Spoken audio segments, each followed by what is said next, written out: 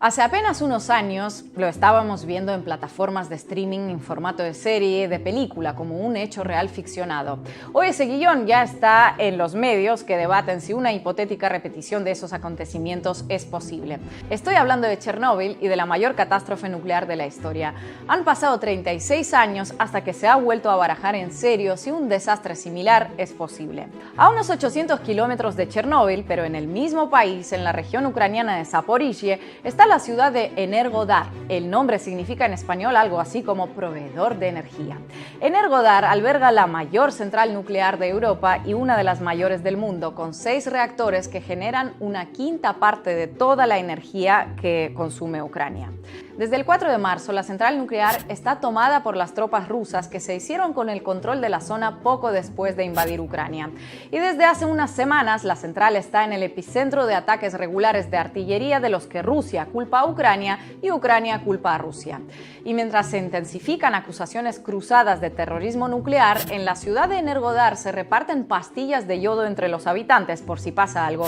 Y la misión del Organismo Internacional para la Energía Atómica viaja a la zona para monitorear la situación. Antes que nada, una aclaración. El objetivo de este vídeo no es desentrañar cuál de los dos bandos dice la verdad y cuál miente. Estando a miles de kilómetros, rodeada por propaganda de guerra de todo tipo, parece que faltan bastantes herramientas para saberlo. Lo que sí podemos analizar con más criterio es si la planta de Zaporizhia se puede convertir en un nuevo Chernóbil y qué nos va a pasar a todos si le llega a impactar un misil y afecta a alguno de sus reactores. La comparación con Chernóbil es muy manida, sobre todo para los periodistas. Por eso, para entender cuán adecuada es, tuve que ver horas y horas de transmisiones de físicos nucleares, algunos de ellos ex trabajadores de la planta de Chernóbil. Y no es broma. Y lo primero que dicen todos es que Zaporizhia no tiene nada que ver con Chernóbil. En primer lugar, porque no se trata del mismo tipo de reactores. El reactor que explotó en Chernóbil y que se usaba en aquella planta era del tipo RBMK, producido únicamente en la URSS, un reactor de condensador de alta potencia que usaba grafito como moderador de neutrones. Precisamente el grafito tuvo un papel muy importante en la propagación de la radiación de la planta de Chernóbil. Tras el desastre, la URSS abandonó la construcción de ese tipo de reactores nucleares porque tenían esa falla de diseño y se centró en la construcción de reactores del tipo VVER, que es el que está en la central de Zaporizhia. Ese modelo es considerado mucho más seguro. Aquí el agua se usa como moderador de neutrones y además su construcción prevé toda una serie de barreras de seguridad para impedir el escape de radiación. Por ejemplo, los VVER tienen un edificio de contención, una especie de cobertizo hermético con paredes de más de 1 metro de ancho que cubren todo el reactor. Son esas cúpulas rojas que se ven a través de imágenes satelitales. Están ahí justamente para que el material radiactivo no salga fuera.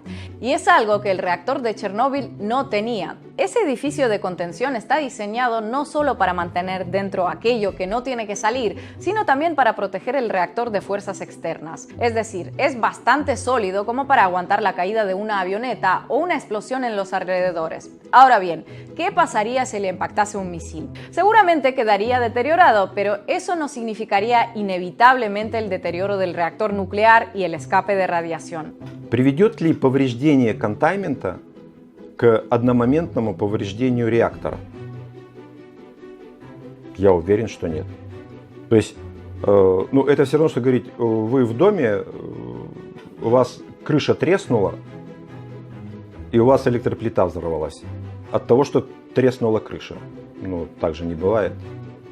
Чтобы повредить реактор, необходимо высокоточными снарядами или ракетами в одно место, в одно и то же место попадать несколько раз.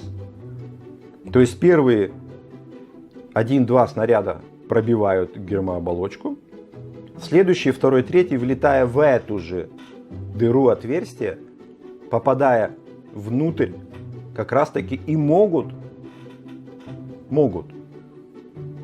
привести к повреждению реактора, взорвать его, попав в сам реактор. Но в этом случае взрывается не реактор. Вот еще, понимаете, в чем еще изюминка? Es decir, no parece muy fácil perforar un agujero en el cobertizo y tener un misil tan preciso que llegue al reactor que está en funcionamiento, porque de los 6 reactores, 4 están apagados en estos momentos. Pero incluso si eso llegara a suceder, la radiación que se liberaría tendría que salir por ese agujero en concreto.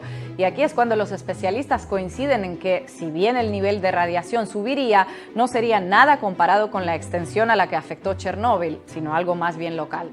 ¿Existen más riesgos? Sí. Además de reactores nucleares, hay material radiactivo en el combustible nuclear gastado. El combustible nuclear gastado se guarda en una especie de piscinas de almacenamiento bien profundas.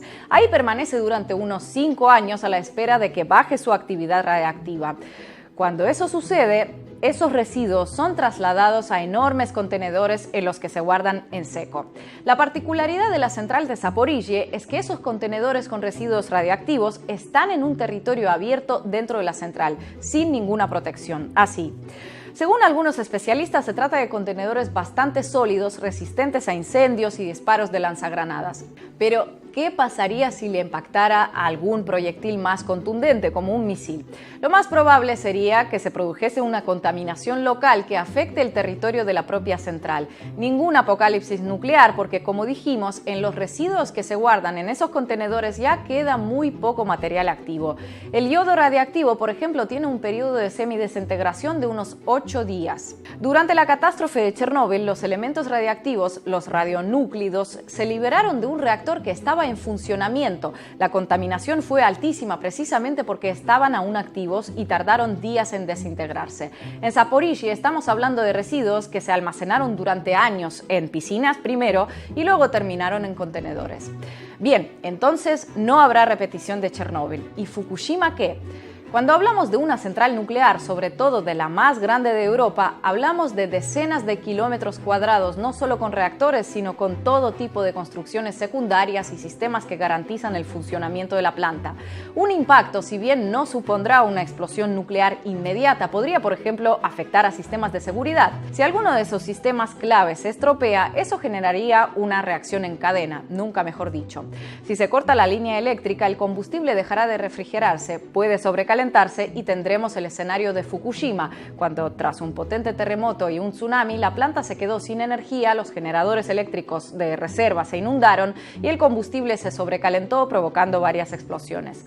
Sin embargo, si vieron el inicio de este video ya se imaginarán que los reactores de Fukushima también estaban cubiertos de muros de protección que lograron contener el 98% de todo material radiactivo generado. Solo un 2% de elementos se esparcieron en el aire. De hecho, las miles de víctimas de aquella tragedia lo fueron a causa del terremoto y el tsunami.